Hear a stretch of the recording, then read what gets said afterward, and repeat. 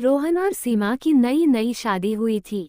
घर में ससुर यानी कि रोहन के पिता सुधीर जी और वे दोनों बस 3 ही लोग थे। इस घर को रोहन के माँ बाप ने जीवन भर पाई पाई जुटाकर बड़ी मेहनत और अरमानों से बनाया था, वरना आज के समय में मुंबई में घर बनाना तो दूर की बात है, किराए पर लेना भी बहुत बड़ी अचीवमेंट से कम नहीं है। जब रोहन कॉलेज में था तब माँ उन्हें और दुनिया को छोड़कर जा चुकी थी। एक कामवाली बाई सकू थी जो सुबह से लेकर शाम तक उनके घर का सारा काम करती थी। नई नई शादी हुई थी, इसलिए सकूबाई का दिन भर अब घर में रहना सीमा को अपनी प्राइवेसी में बाधा सा लगता था। इसलिए अब सकूबाई सुबह खाना बनाना, कपड़े और पोछा करने के बाद चली जाती और वापस शाम को आकर खाना बनाती।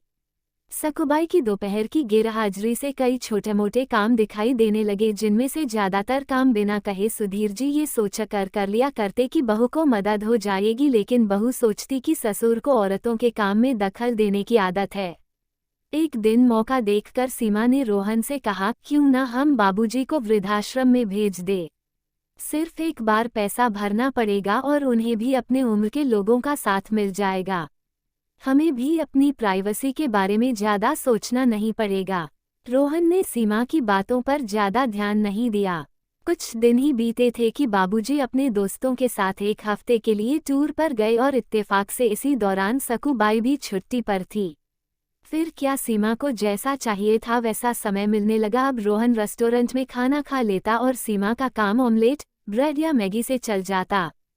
खाना बनाने की टेंशन नहीं थी, लेकिन घर में निकलने वाले सारे काम तो अभी भी करने ही थे। ससुर जी की गैर हाजिरी में सीमा को एहसास हुआ कि वह बिना कहे ही जो काम कर लिया करते थे उनसे कितना फर्क पड़ता था। छोटे मोटे लगने वाले ये काम भी काफी समय और एनर्जी लेने वाले थे।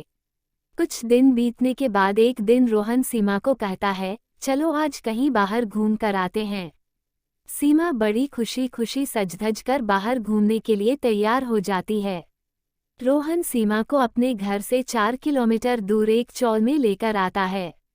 एक आदमी रोहन के हाथों में एक चाबी देता है। रोहन उस चाबी को लेकर चौल का एक कमरे का दरवाजा खोलता है। कमरा खुलते ही 2 रूम वाले उस छोटे से अंधेरे से भरे घर के अंदर रोहन सीमा को लेकर जाता है और कहता है, कैसा लगा तुम्हें हमारा नया घर। रोहन कहता है, हम अगले महीने से इसी मकान को भाड़े से लेकर रहेंगे अलग और अपनी प्राइवेसी का मजा लेंगे। अभी मेरी आमदनी के हिसाब से हम इसी को अफोर्ड कर सकते हैं। रोहन का ये व्यवहार सीमा के समझ में नहीं आया। वह चौंकते हुए कहती है, हमारे पास अपना इतना बड़ा घर तो है, फिर क्यों हम भाड़े से रहेंगे। रोहन उसे टोकते हुए कहता है, सोच समझकर बोला करो, वह घर हमारा नहीं है, वह माँ बाबूजी का है। तुम्हारे पास 1 महीना है सोचने के लिए कि तुम्हें आगे क्या करना है। दोनों वहां से वापस अपने घर लौट आते हैं। पूरे रास्ते सीमा के दिमाग में तरह तरह के विचार चल रहे थे। घर पहुंचते ही उसने रोहन से कहा, माना कि यह घर माँ बाबूजी का है, लेकिन क्या हमारा इस पर कोई हक नहीं है। रोहन ने कहा, बिल्कुल है, लेकिन माँ बाबूजी के बाद जब तक वह है तब तक तो नहीं। अगर तुम्हें हक समझ में आता है तो तुम्हें जिम्मेदारियां भी समझ में आती होंगी। सिर्फ हक के बारे में सोचकर और अपनी जिम्मेदारियां भूलकर स्वार्थी होना क्या भला अच्छा होता है। सीमा के पास रोहन के इस सवाल का कोई जवाब नहीं था। वह सोचने लगी कि उसने अपने क्षणिक सुख के स्वार्थ के लिए इतने नीचे गिरकर ऐसी घटिया सोच अपने दिमाग में आने दी। उसे मन ही मन पछतावा होने लगा। सीमा रोहन से बोली, मुझे माफ कर दीजिए, मैं सच में स्वार्थी हो गई थी, मुझसे बहुत बड़ी गलती हो गई। रोहन बोला, तुम्हें पछतावा हुआ, मेरे लिए यही काफी है। मैं तुमसे नाराज नहीं हूँ। बेटे और बहू का ये वार्तालाप सुधीर जी दरवाजे पर खड़े होकर सुन रहे थे। उन्होंने आसमान की तरफ देखा और बोले, भाग्यवान तुम, धन्य हो जो तुमने ऐसे बेटे को जन्म दिया है। उन्होंने दरवाजा खटखटाया। बहू ने दरवाजा खोला तो उनके हाथों में पकड़ी थैली से गरम गरम समोसों की सुगंध उसको आने लगी।